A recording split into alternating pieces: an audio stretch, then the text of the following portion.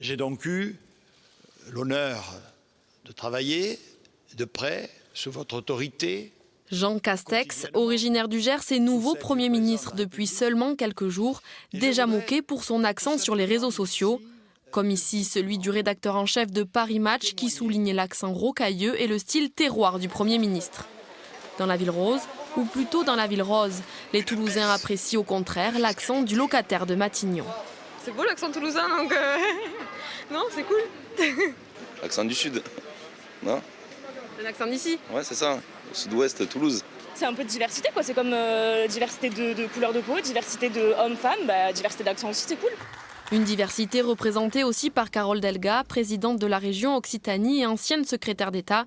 Dans ses fonctions, elle a connu ce mépris d'un parler qui ne correspondait pas aux standards de la capitale. Quand je suis arrivée au gouvernement, femme, jeune, du Comminges, donc provinciale, avec un accent coupé au couteau, j'avais pas fait Sciences Po ni l'ENA, c'est sûr que je cassais tous les stéréotypes et en effet j'ai senti du mépris.